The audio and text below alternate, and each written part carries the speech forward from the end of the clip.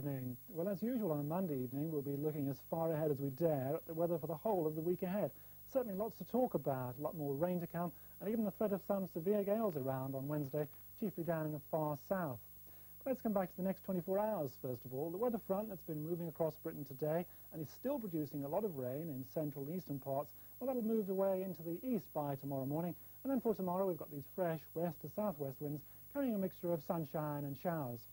So for tonight then, well, still a lot of rain around at the moment in central and eastern parts, but soon after midnight that band of rain will have moved away into the east there, leaving a mixture of clear spells and one or two showers. Most of the showers up in the north and west, but the odd one finding its way inland during the night.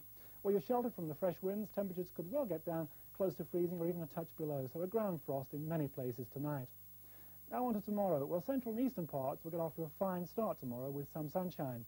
But there'll already be some showers out in the west, and very quickly they'll be finding their way inland. So most places could see the odd shower turning up tomorrow, but the heaviest ones will always be in the north and west, even a little bit of snow for the mountains.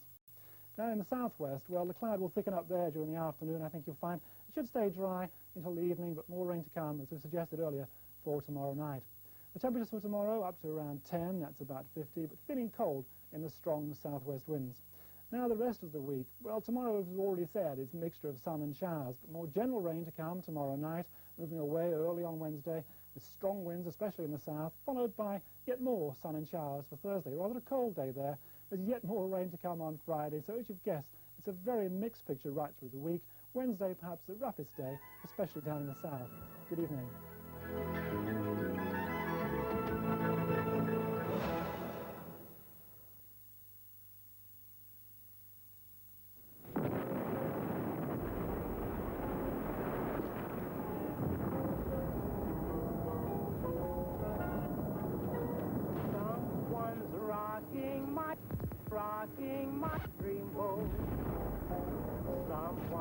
Before you finish pouring the perfect pint of Murphy's, it should be given time to settle. Peaceful and calm, suddenly something went wrong.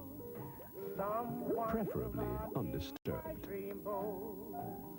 Disturbing a beautiful dream.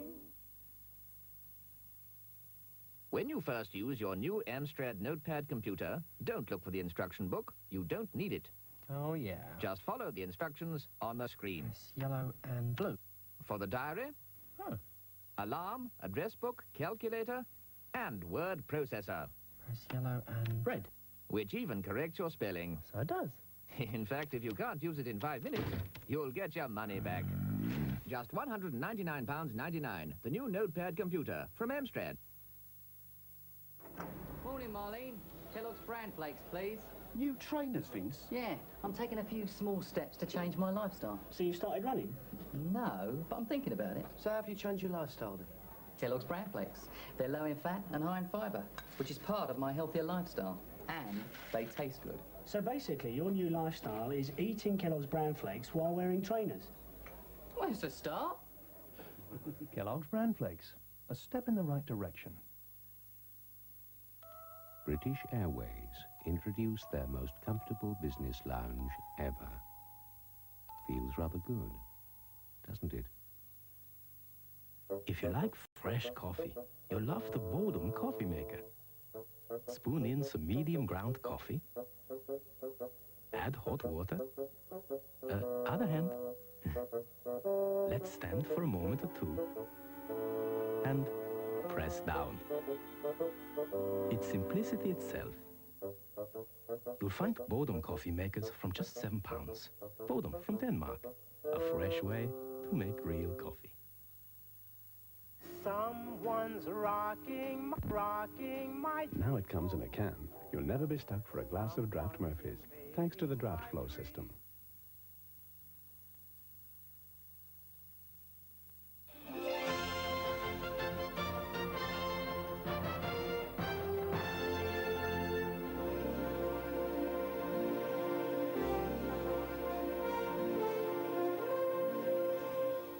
Tonight, under investigation, the Sussex woman who rescued Bosnians. Heseltine told give us more money to cash in on the tunnel. Why Max, the German Shepherd, is being hailed as a hero. and just popping to the shops 5,000 miles away.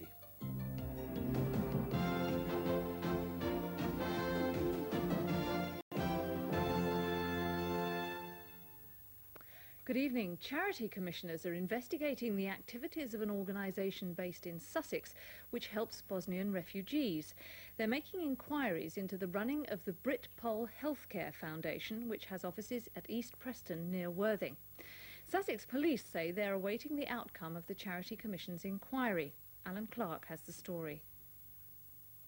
Mrs. Elizabeth Cooper organises mercy flights for refugees, mainly Bosnians, from the former Yugoslavia. Last month, she chartered a Cessna Caravan plane, which touched down at Gatwick with 21 children and 4 women.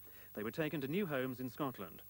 Journalists covering the event were told a new organisation, Sarajevo Child Lifeline, was in charge, replacing the charity under investigation, BPH, Brit-Pol Healthcare Foundation.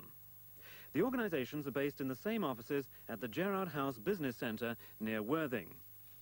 Today, the Charity Commission said it was investigating Mrs. Cooper's organisation. The Commission said it was looking at Brit-Pol Healthcare, which is still a registered charity, pending the outcome of the inquiry.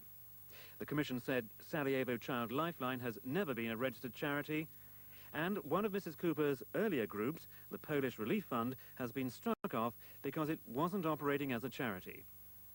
A police statement issued today said Sussex police are aware of and are awaiting the outcome of the Commission's inquiry. Mrs. Cooper wasn't at her offices today, nor were there any other staff to answer inquiries. We last spoke to Mrs. Cooper last week when she defended the work of Bosnian refugee groups in response to criticism from MPs. A lot of people are, like ourselves, working to bring people on a temporary admission. We're not bringing refugees, we're bringing people who we are providing a temporary safe haven within British families, who are supported by British families, and they're not claiming on the state. This lady has been giving a lot of help. Unfortunately, the help that she originally asked my own patronage for, and some of my colleagues' patronage for, seems to have gone awry some years back, and she's continued to use our names without ever letting us know. A recorded message on Mrs. Cooper's answer machine said she would be unable to talk until tomorrow. Alan Clark, Coast to Coast, Worthing. Hospital wards could be closed and health workers sacked. That's the prospect facing NHS managers in the South East because they've overspent their budgets. We're only halfway through the financial year, but already they're talking about cuts. Mary Garn reports. The Princess Royal Hospital is just a year old, but the latest equipment and facilities can't save it from cuts. An orthopaedic ward closed here today, the second time in 3 months that a ward's been shut down to save money. It's the same story across the region. Too much money is spent in the first part of the year, so managers have to make savings. The Princess Royal Hospital's heading for an overspend of £700,000. Hospitals in Brighton and Hove estimate an overspend of £403,000. In South East Kent, the figure's £245,000. At the Queen Victoria in East Grinstead, it's £200,000. And Thanet General has overspent by £100,000. Critics say the problem's underfunding. The point is there shouldn't be any cuts. There's been no overspend. There's been spending according to the needs of the service in the first 6 months of the year, and there should be a spending according to the needs of the service in the worst 6 months, the winter months of the year. In East Kent, managers point to part of King's Ward at Ashford's William Harvey Hospital, closed 2 years ago but reopened at the beginning of this year. However, East Kent must now save £245,000. One measure's likely to be the closure of a 17-bed ward at Buckland Hospital in Dover. There'll be no reduction in the service we offer to patients. There'll be no reduction in the standard of care we offer. We feel that we can take a step such as this without reducing our commitment to patients at all. While managers addressed this year's budget, Health Secretary Virginia Bottomley was in London arguing for more money next year. Mary Garn, Coast to Coast. Well, it's not just Virginia Bottomley who's after more money. Another government minister fighting for cash from the Treasury paid a flying visit to the region today. President of the Board of Trade, Michael Heseltine, was told of the desperate need for government investment in East Kent. The area has rising unemployment and things are set to become much worse over the coming months. Mr Heseltine met business leaders during a trip to Eurotunnel's offices in Folkestone and promised to help. Richard Brock reports. Michael Heseltine managed a little light relief as he toured the Eurotunnel exhibition centre, but the real reason for the trip was for local business leaders to put across to him the extent of the crisis in East Kent. An unemployment rate well above the national average, and more than 10,000 jobs to go in Dover alone over the next 4 years. They want assisted area status, so that government money is spent to encourage industry. They'll hear the decision in the next few weeks. The bottom line is that we have an area which should be a success, which needs a small amount of help from government, the type of help which goes into other areas which are currently better off than we are. The business leaders point to the area around the French end of the tunnel in Coquelles as an example of what could be done to encourage industry. A large business park is being built close to the tunnel entrance. Permission was recently refused for a similar park at this site in Ashford, and the plans have been put back. Well, the French have had a policy towards regional development in the north of their country, which can certainly play its role in bringing about what you've described. But in terms of the overall benefits, there are terrific benefits for Britain as well in this project. There's now growing pressure on the government to help East Kent, starting this Thursday with the autumn statement. Ashford Council is calling for British Rail to get the money to start work on the international rail terminal in the town. One of the linchpins of doing something about the economy, something about the unemployment, not only in Ashford but for the whole of East Kent, is getting that international passenger station. We really need it, and I do hope that the Secretary of State will take some notice of the representations that they have made. Mr Heseltine was told £130 million invested in East Kent would mean almost 3,000 new jobs. But other areas such as Hastings and Brighton are equally keen for government help, and it'll be up to him who gets it. Richard Brock, Coast to Coast, Folkestone. Fire crews are fighting a blaze that swept through a disused church in Southend. Flames leapt more than 50 feet from the roof of St Erkenwald's church in York Road as the fire took hold a few hours ago. Police shut off roads around the 100-year-old church, evacuating nearby homes. Robbers twice targeted petrol stations in violent raids in Kent. A man stole more than £20,000 from the Burgate service station on the A20 near Maidstone. He threatened staff and then kicked down the door of an office in which the weekend takings were being counted. And a garage assistant was left bound and gagged by raiders who wrapped him in yards of sticky parcel tape. 3 masked robbers attacked the 70-year-old man at the Palmarsh service station in Dymchurch Road at Hythe. They got away with £4,000. And in another raid, 2 gunmen stole £8,000 from a shop at Greenhythe. They forced the manager of the Circle K store to open a safe. But they set off an alarm during the raid and had to escape across a roof to avoid the police. British Airways has officially taken over Dan Air. It'll operate 13 of Dan Air's short-haul routes from Gatwick using Dan Air liveried aircraft for the time being. The services will be flown by 450 Dan Air flight and cabin crew. They're the only staff from a workforce of 2,000 who've definitely kept their jobs. 1/3 of the Bronze Age boat found buried in Dover will remain in the ground to rot. English Heritage says it can't afford the £300,000 cost of excavating all of the 50-foot-long craft. The 3,000-year-old boat was found by workmen in the process of building foundations of a new road. A top environment award has gone to a Kent company which turns waste from one of the county's disused coal mines into bricks. Tilmanston Brickworks near Dover has also been commended for planting more than 4,000 trees around the derelict site. A member of Sussex Police Force who was stabbed twice by a knifeman has been praised for his devotion to duty, and tonight he's tucking into his reward, an extra dishful of his favourite biscuits. Hugh Kirby reports. Back on his feet, or rather paws, Max, the hero police dog who came within half an inch of death. Handler Gary Dace and Max were called to the Royal Golf Club area of Eastbourne last night, where a half-naked man was brandishing a knife. Max grabbed the man's right arm as trained. In this case, the person was left-handed. I saw him thrust upwards with a knife, which resulted in the wound to the dog's throat and damage in the windpipe. The attacker then turned on PC Dace, raining knife blows down on a shield. Blood streaming from his throat, Max sprang back into action. He was defending me there, and of course the other police officers. He took hold of the bloke on the right leg, and although the bloke was in a lot of pain, He then delivered another blow, resulting in a stab wound to his left shoulder. But Max still didn't let go. He hung on to this bloke by the leg until I managed to overpower him and finally wrestle him to the floor. He is an exceptional dog, yes, and he's protected me on several occasions with incidents like this, and he stands by me all the time. Max is now something of a local celebrity, but the 3-year-old German Shepherd will be back on the beat within a month. His reward for exceptional bravery, extra dog biscuits in tonight's feed. Hugh Kirby, Coast to Coast, Eastbourne. Time for us to take a break now, but coming up in part 2, the women who've travelled 10,000 miles to do their Christmas shopping. And the war hero who saved 39 lives remembers the comrades who died.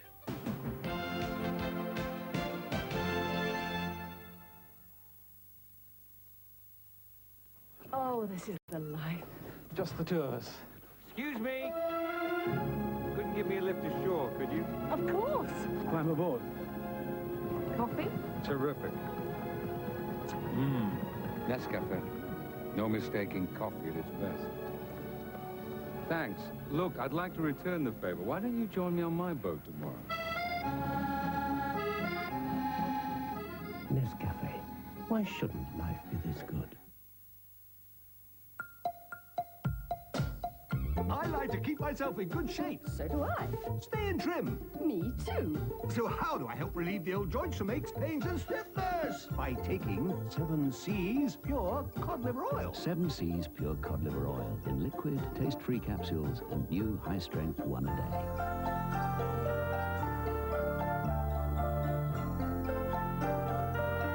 Take good care of yourself with 7 C's.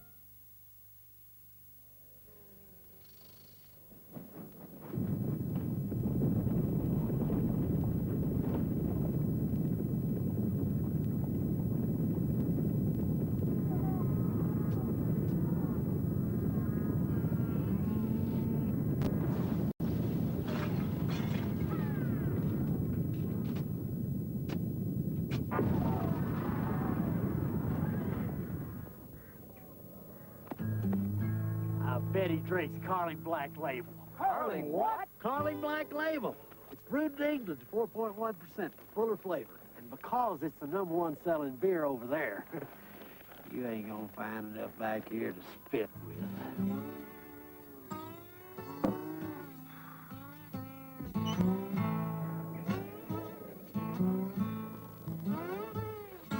Yep.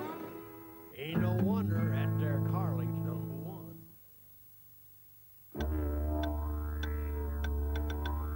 From the outback of Australia, you can see the lights in Paris. Or survey the hills of San Francisco from atop the Great Wall. From Mount Fuji, you can see the pyramids of Mexico. Through the eyes of a Buddha in Thailand, you can see the Thames rolling through London. And from the heartland of America, you can see the majesty of Rio. You can see it all on United, with renowned international service spanning Asia, the Pacific, Latin America, and Europe. From London's Heathrow, more than 200 cities in the USA and 31 countries beyond. Come fly the airline that's uniting the world. Come fly the friendly skies.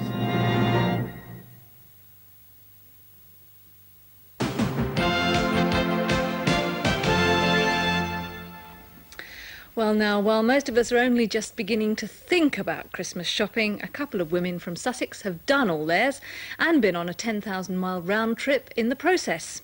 They flew all the way from Gatwick across the Atlantic to the biggest shopping centre in the world in Minneapolis and picked up a few bargains while they were there. Malcolm Stewart went with them.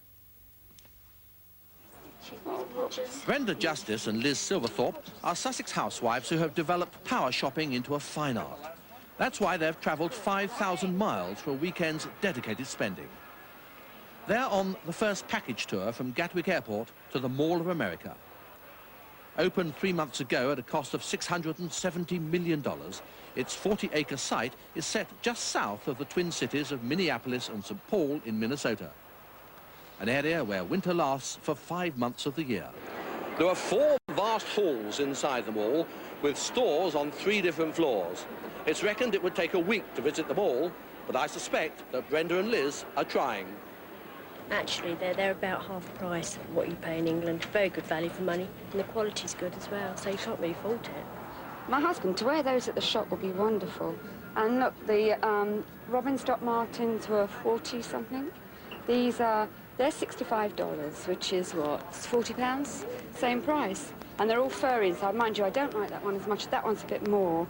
But for my husband for work, that would be brilliant. Their long-distance shopping jaunt has cost just £279 for the return airfare with Northwest Airlines and 2 nights in an excellent hotel. Despite the current exchange rate of $1.55 to the pound, prices are generally substantially lower than in Britain. The airline and the tour company Major Travel believe that 10,000 Britons a year will come here. For the winter months, we're going to specialise in quick winter weekends where they want to just come over here and shop like crazy. And then long term, we hope to encourage people to stop over in Minneapolis for weekends when they're going to and from their holiday destinations like Florida, California, places like that.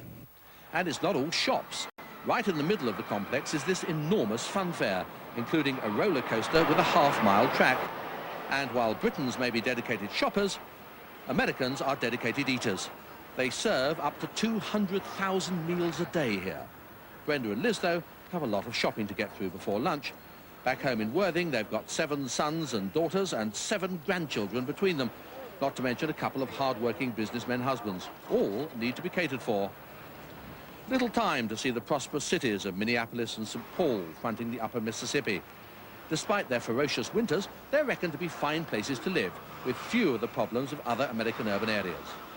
Residents escape from the weather by using these bridges, which form a 5-mile indoor walkway through downtown Minneapolis.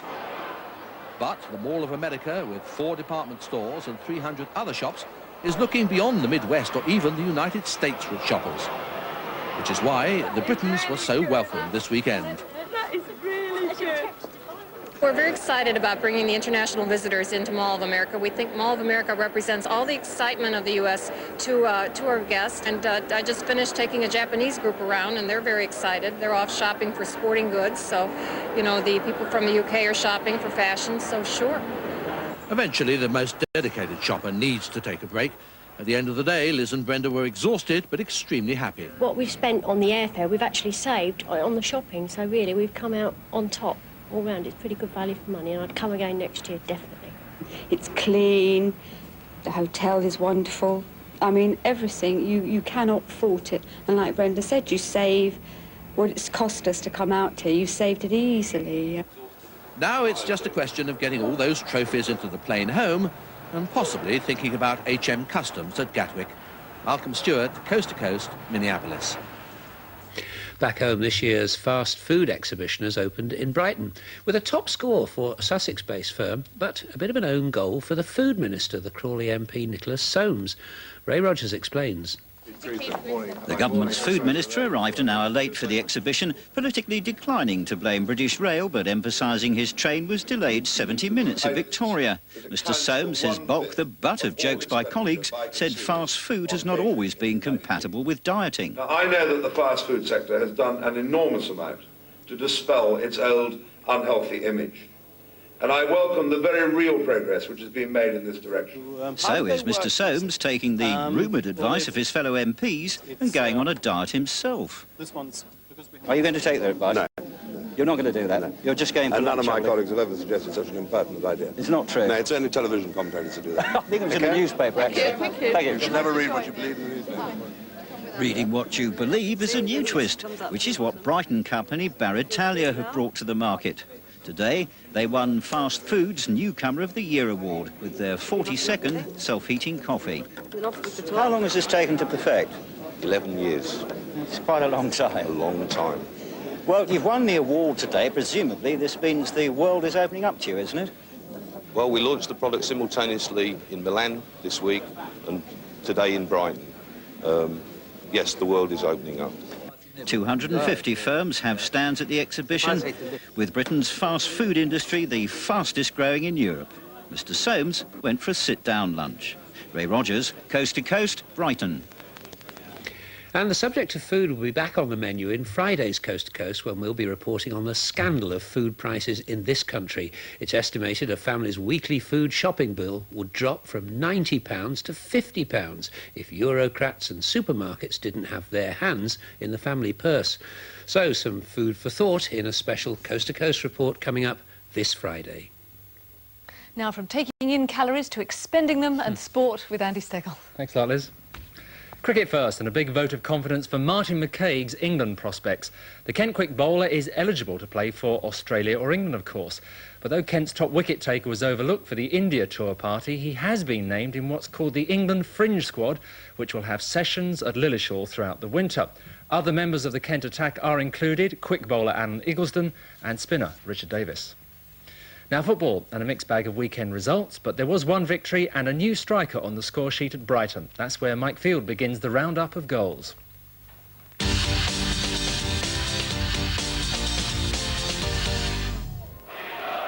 valuable win for Brighton over Stockport, all thanks to one man. A corner found striker Andy Kennedy, and his deadly header was his first goal for the club. He seemed quite pleased.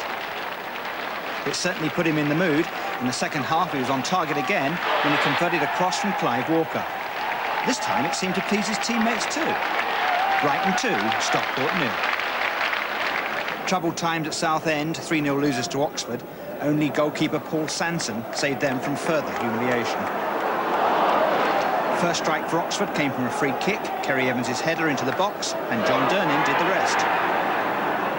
Leaky and creaky the Southend defence. Chris Allen's cross to David Penny. On to Durnin. 2-0. Neat and simple. Oxford continually exploited the holes in the Southend defence, and Allen put in another good cross for Penny to ram home number 3. It was Southend's 9th league game without a win, and only Dave Martin gave the Oxford goalkeeper a rare chance to show his agility. The crowd was just over 3,000, the smallest First Division gate this season. Gillingham stayed bottom of the 3rd Division after their defeat at Carlisle. Sloppy defence letting Carlisle striker Andy Watson for the only goal of the match. The Gills are still looking for their first away win of the season. Mike Field, Coast to Coast. Finally, Julie Salmon's run in the National Tennis Championships came to an end, but it took the British #1, Joe Dury, to stop her. The Brighton girl was the first unseeded player to reach the final in its 10-year history. Even though she was ranked more than 600 places behind Dury in the world ratings, she made the 32-year-old nearest the camera work hard for her 7th national title.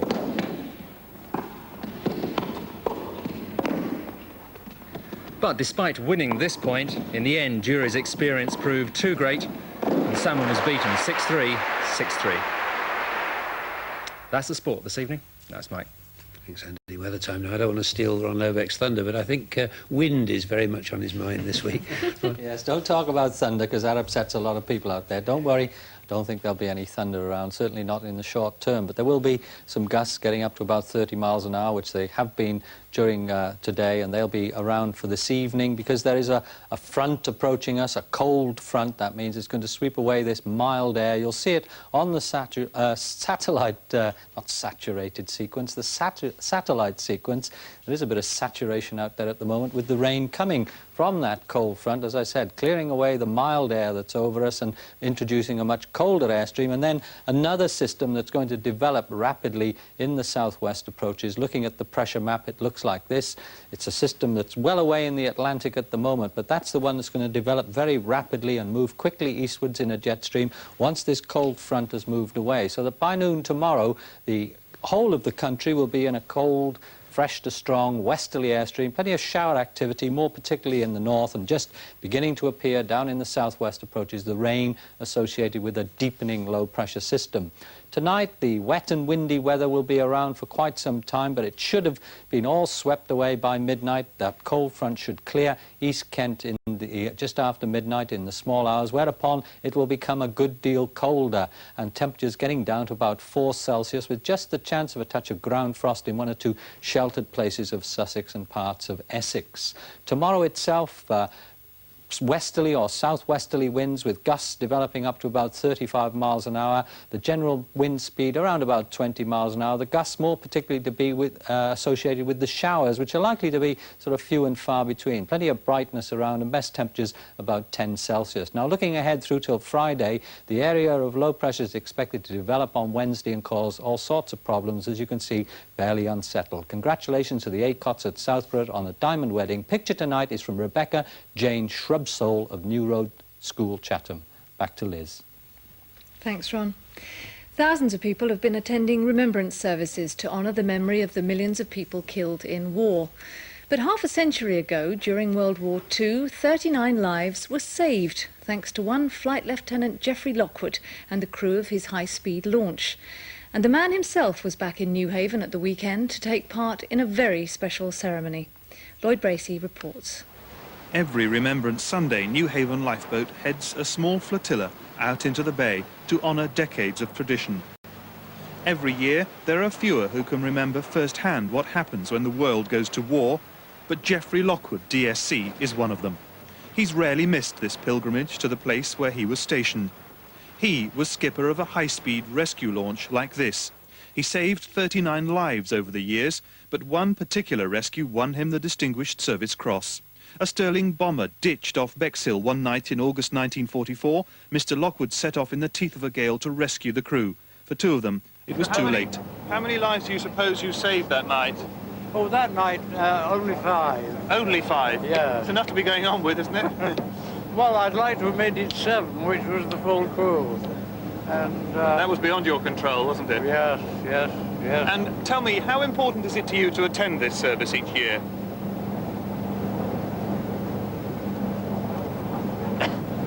I can only say very. On a calm, silent sea, the service starts. 2 minutes to remember.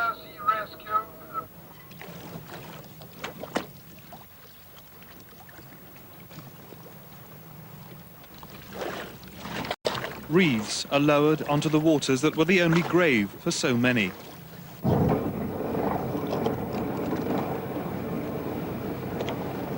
And then Geoffrey Lockwood and the others head for home. They have kept the promise.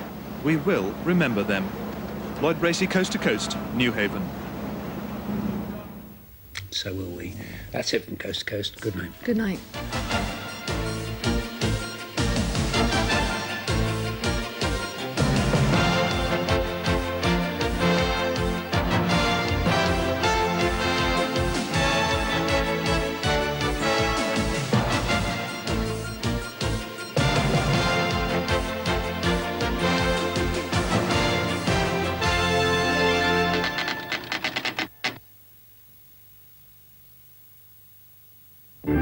In the bloodiest civil war since the fall of communism, an unlikely figure is emerging as a champion of peace. I can fairly say that I've never dealt with anything like it. I think he's great, man. They said he's been appointed prime minister, and I thought, my God, how could something like this happen? Doesn't anyone ever check references? World in Action looks at the Californian millionaire who claims he can make the difference between war and peace, tonight at 8:30 on TVS. Where next we go bird spotting along the Star Valley in Kent in A Taste of the Country. His book created a worldwide sensation. Now, royal author Andrew Morton has written an astonishing new chapter. Read it only in The Sun. Charles and Diana's marriage. What went on behind the closed doors at Windsor Castle? There have been rumours, there have been denials. Now I'll tell you what I know. Plus exclusive photographs only in The Sun this week. Where can you find permanently low prices on all your family shopping? From fresh bread to fresh eggs. From everything for the baby to a tea time snack for the kids. From all sorts of frozen food to all kinds of fresh fruit and vegetables. At Asda, where prices are constantly checked to keep them low. And that's a promise. That's Asda price. Tonight on TVS, join Michael Barrymore as he hops past the hotspots to Strike It Lucky. Body and beauty massage. You want to bank that? Or are you thinking about that? Move on, move on. Oh! Wait. No, top or bottom? The top one for £600. Yeah! A primary school teacher with a zany streak takes part tonight in the Crichton Factor in half an hour. Before that, we join birdwatcher John Gooders to sample a taste of the country.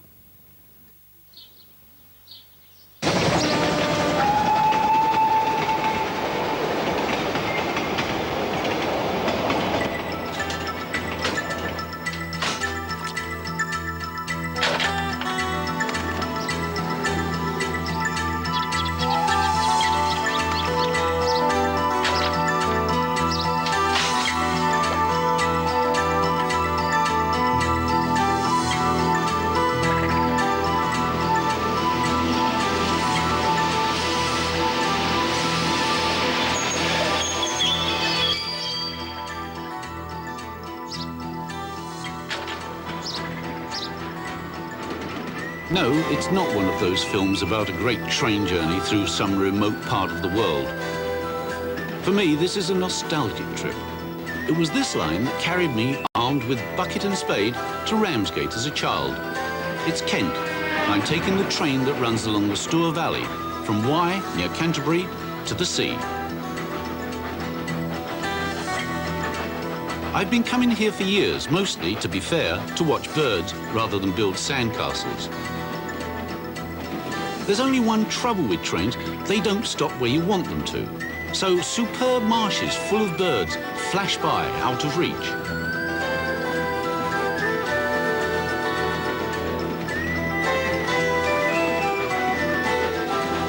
In this flat landscape stands Richborough Power Station, a prominent, if ugly, marker that signals arrival at the mouth of the Stour at Sandwich Bay.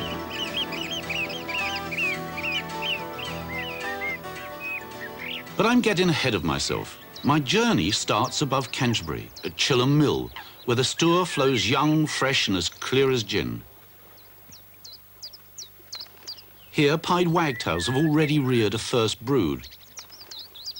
And the youngsters are busy learning their way around the backwaters. They even learn to walk on water.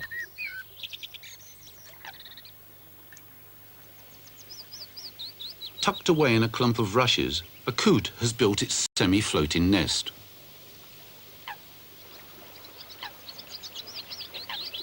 As with many of our lowland valleys, gravel extraction has created a large open water alongside the river. Without such artificial help, great crested grebes would never have found a home at Chilham. In fact, the success of this once endangered bird is almost entirely due to man-made habitats, like this flooded gravel pit.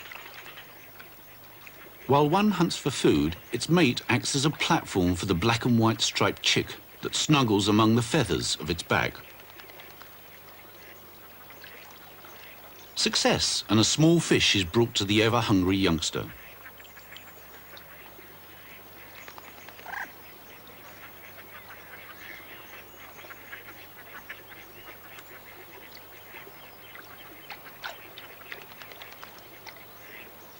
Others have reared a larger family, a pair of mute swans with their 6 cygnets, recently hatched among the lakeside rushes.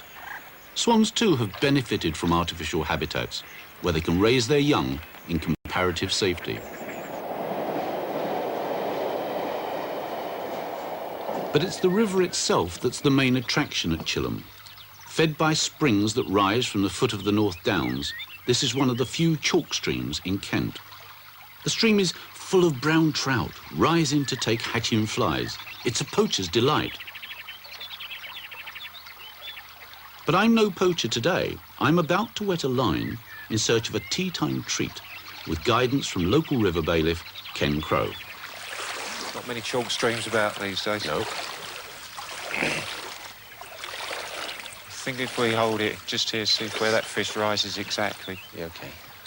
And, God, I hope we haven't made enough disturbance that we've spooked it. I don't think so. There you are. There we are. 2 feet from the bank. I think I'll drop this one a bit short. Well, you've not lost your casting action. Thank you. You got rid of the rustiness. The fish really like the line laid down nice and soft. I know. I've only been practicing for about 15 years. Yeah.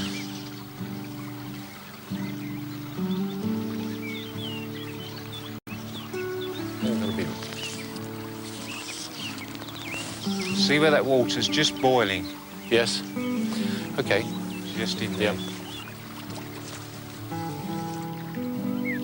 Well, that's where it was. Aye. Right there. There's another one I've spooked. Either that or he doesn't like this. I think he's gone for a sleep. Asleep? What are we saying? It's a snoozy afternoon, but that's ridiculous.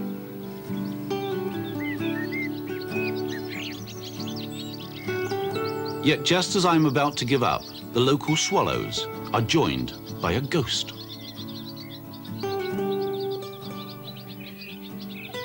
A pure white swallow, an albino, flits among the bankside vegetation. In a lifetime of birds, it's only the second I've ever seen.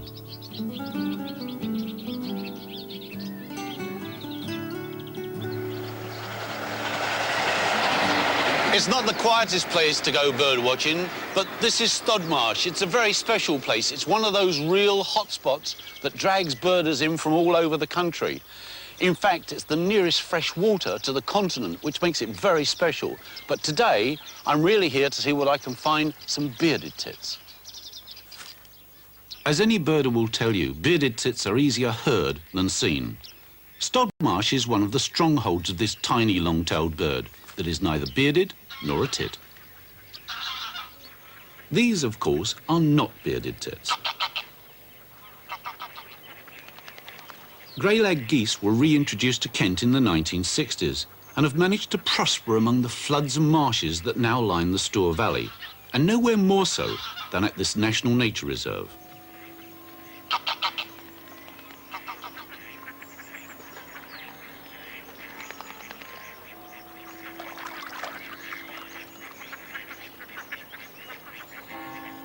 From Stodmarsh, I can look westwards to the spires of Canterbury. Eastwards lie the equally prominent towers of Richborough Power Station.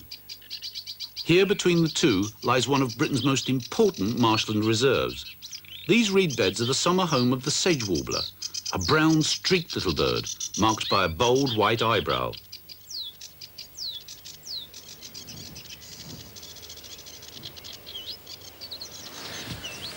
Now, there are just so many sedge warblers here that they're singing their hearts out and they're facing up one to another, defending their territory at this time of the year.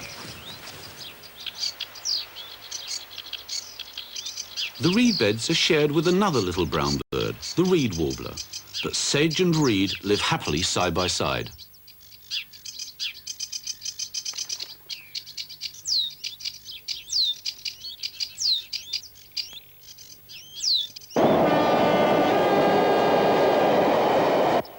And here at last is my first bearded tit of the day.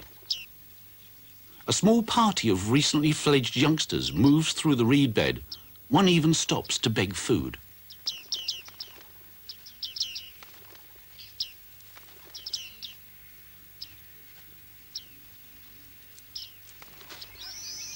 Reed beds like this are scarce because they only grow in shallow fresh water.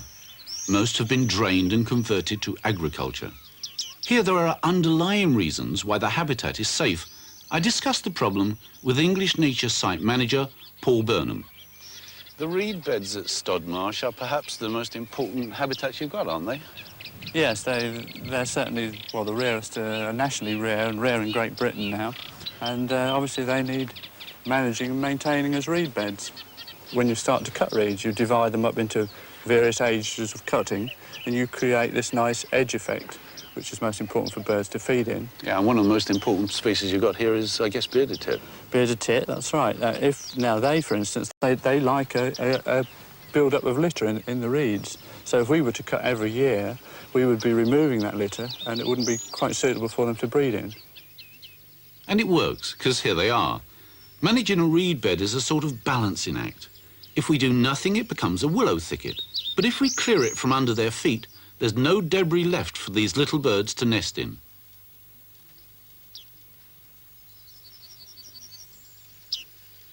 So for the bearded tit, life beside the railway is good news.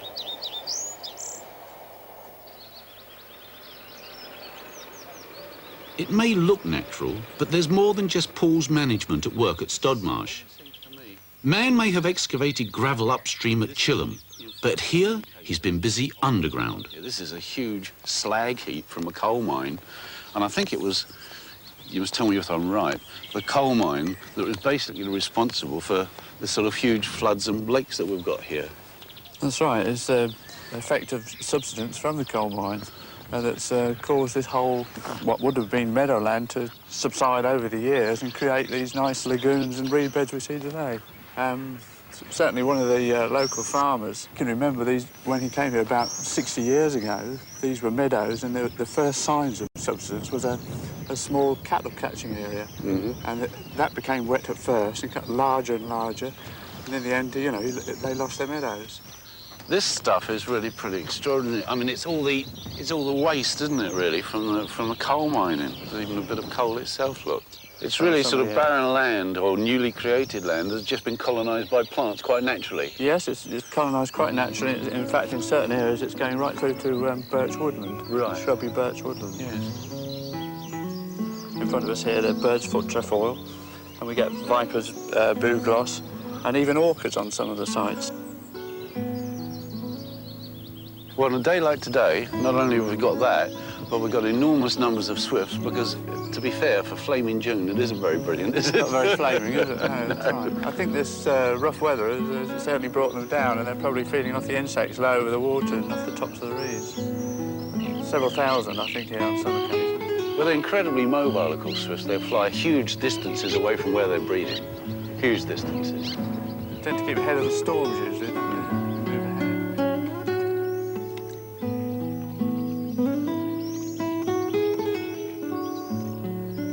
In fact, the swifts that feed over the lagoons of Stodmarsh may be visitors from tens or even hundreds of miles away, probably further than the day trippers that pack the Ramsgate train during the summer season. Managing a nature reserve on a scientific basis is all very well, but it's still sensible to check whether one's efforts have been successful. Paul and his assistant David Feast count the numbers of birds used in the reserve on a regular basis throughout the year. Today, they're carrying out a common bird census, counting male birds that are holding a territory by singing.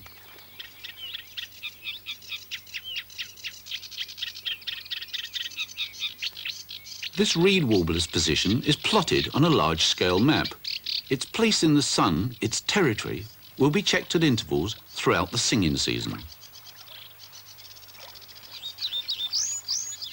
A male reed bunting is busy gathering nest material from the reed tops.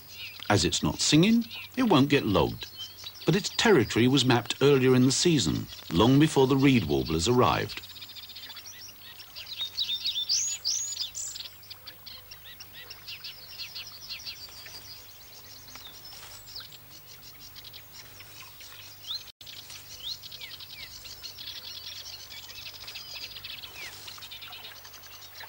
The number of warblers singing at Stodmarsh not only tells us whether or not management techniques are working, but may also indicate whether or not a species is doing well in winter or on migration.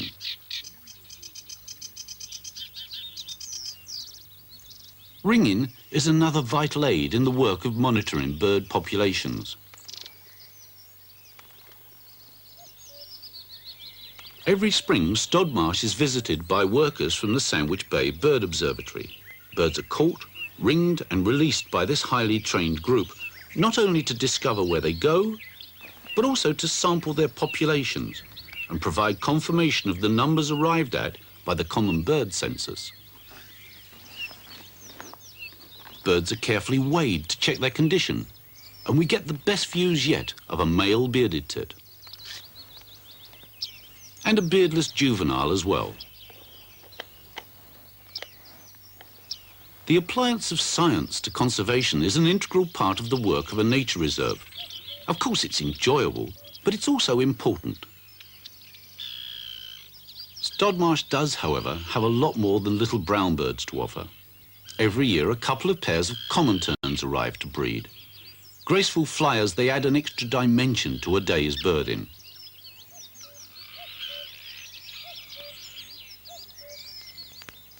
Cuckoos too are plentiful. When they arrive in spring, they avoid competition with all other birds by eating the large hairy caterpillars that others simply will not take.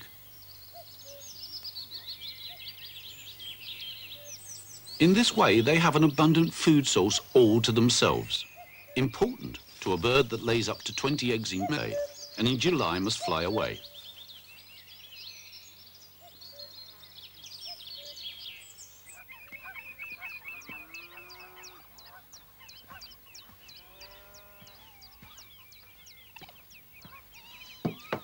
Keeping the marshes in prime bird condition keeps Paul busy throughout the year. Adjusting a sluice to let water out may be a pretty obvious task.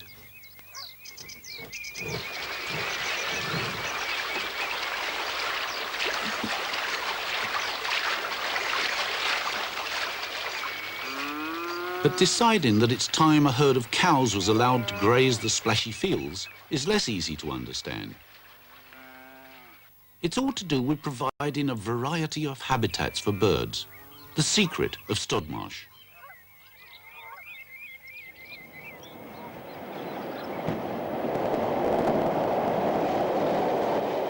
Railway and river run side by side to the sea. The power station marks my next stop at the mouth of the Stour, Sandwich Bay.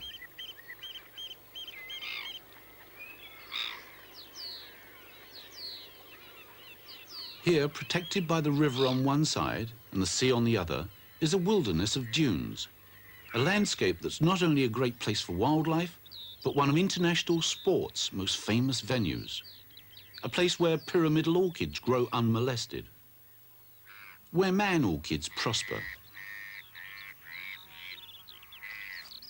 and where special plants are cooped up like chicken for their own protection by Warden Ian Boyd of the Kent Trust for Nature Conservation. Equally important, it's the home of the Royal St George's Golf Club of Sandwich.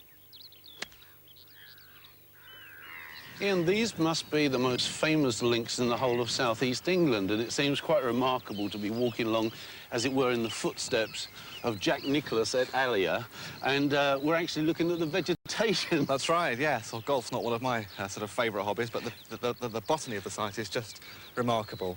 It's unique in southeast England. A fabulous array of sand dune species. Many of them are actually almost Mediterranean, because the climate here is as Mediterranean as we get in this country, and so there's lots of very scarce species that grow in quite good numbers here.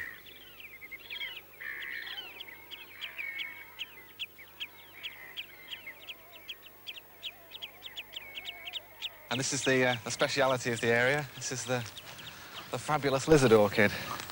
Not a very showy plant. I think it has its own particular grandeur, but it's not a big, colourful plant like some of the other orchids. It isn't actually. It's very well camouflaged. It is, actually, which is probably quite fortunate.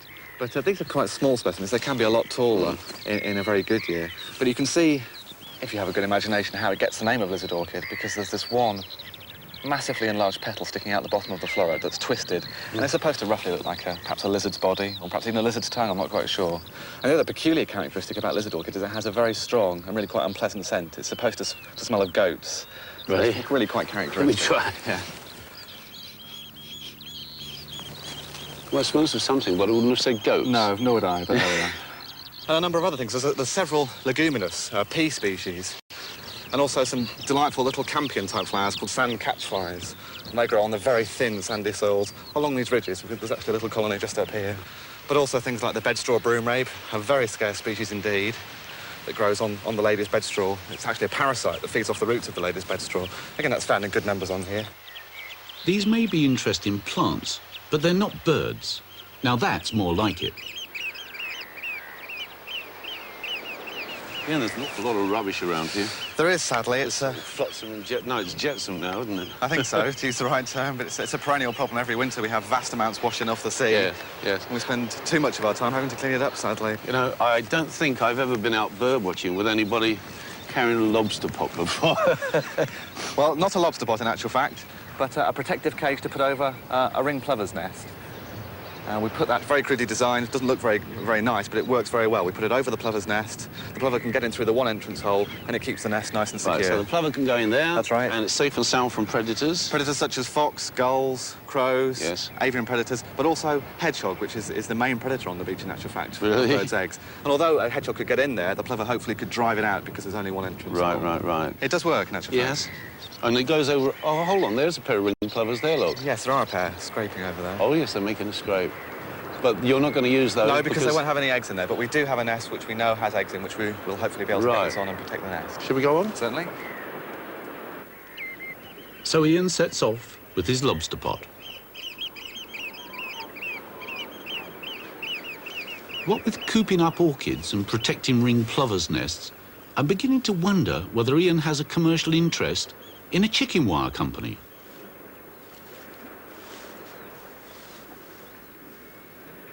So apparently is the ringed plover.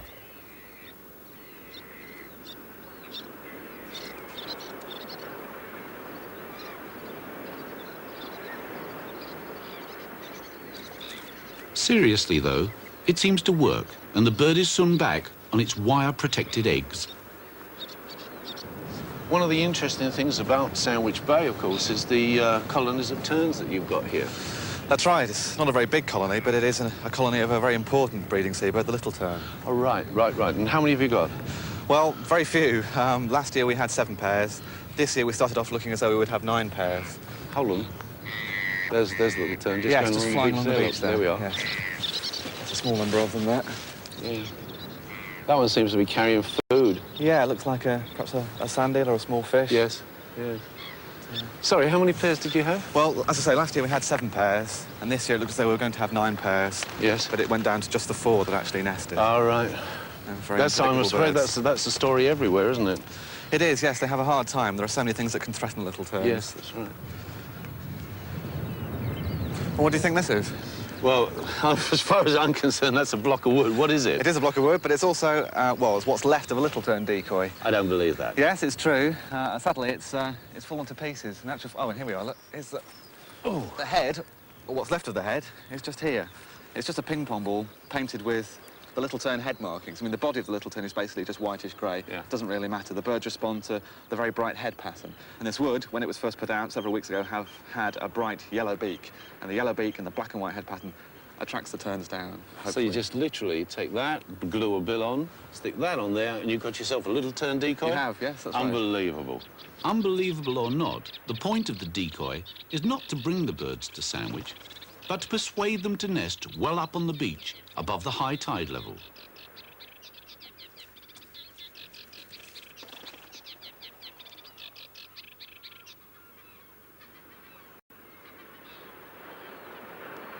This is a very big bay, isn't it? Sandwich, Pegwell Bay combined here. Good bird feeding. Yes, that's right. And inevitably a high tide roost here. Yes, that's it. At high tide, when the birds can't feed out on the mudflats, they assemble on the safest spot that's free of high tide water, and that's Shellness Point just behind us there. Mm-hmm. Well, we've got a beginnings of a high tide roost here, but, I mean, there aren't that many birds, but a lot of oyster catchers is what you see instantly. That's right, yes. We don't get a vast number of birds at this time of year, but oyster catchers certainly quite a number. Very flighty birds. You can see the slightest thing puts them up. But they do slowly gather and settle down into quite a nice little flock on the point.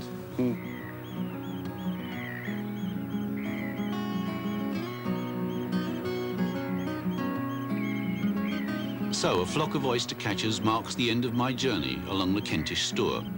It's not a long river, but it's as rich in wildlife per mile as any in the whole of Britain. I'm sorry, but there's one thing that's been nagging at me all day. I've got to have another crack at the brown trout of Chilham Mill.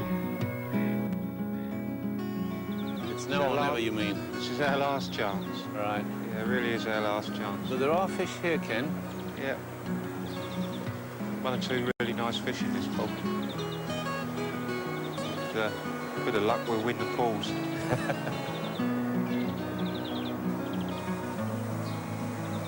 I'm into one. That's the fish. Yeah, you're on. Nice and easy. Yeah. Especially if he's going back. Yeah, here we are. There we are. Okay. There we are. Lovely. Lovely. Well, thank you very much for your help. Smashing. The gilly's sometimes right. The gilly's always right. Do you want to unhook it here? Let's bang, shall we? Yeah.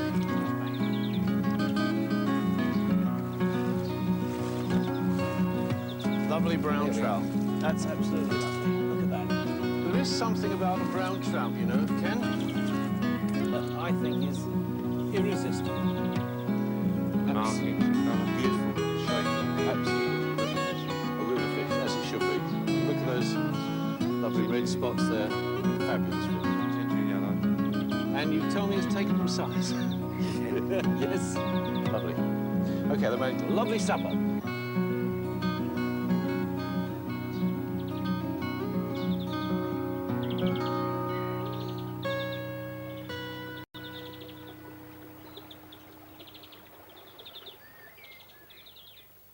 Two Country Ways books are available from booksellers at the special price of $3.95 each, and 3 Country Ways videos are also on sale at $14.99 each, or at £39 for the 3. Write to Video 1, P.O. Box 123, Southampton, SO9 7HH, or phone 0891 300 720. Next, 4 more brave contestants, including a primary school teacher who's sporty but dreads the assault course, face Gordon Burns to take part in the Krypton Factor.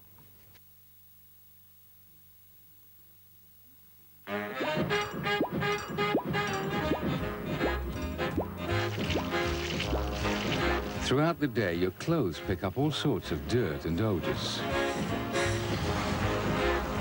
Some ordinary compact detergents only get out ordinary dirt.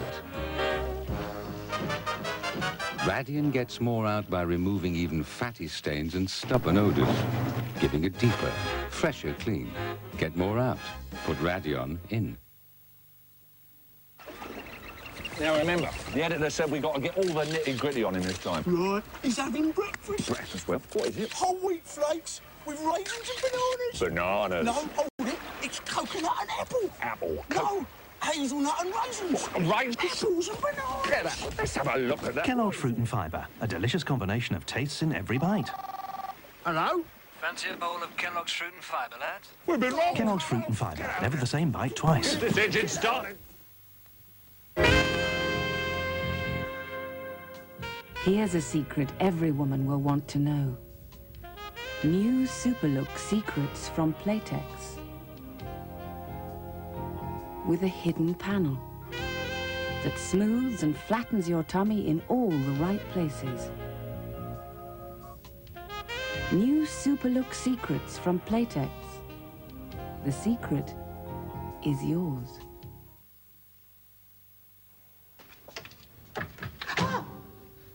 You frightened the life out of me.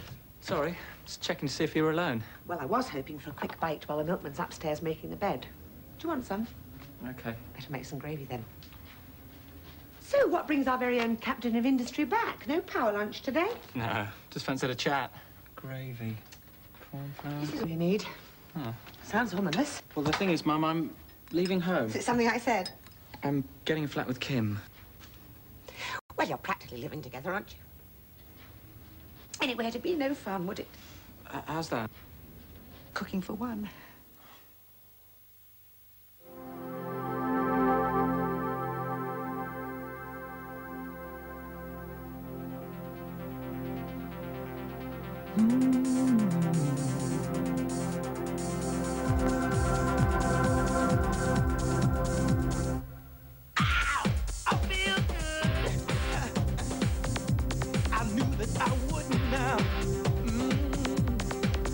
Forever fresh, forever young.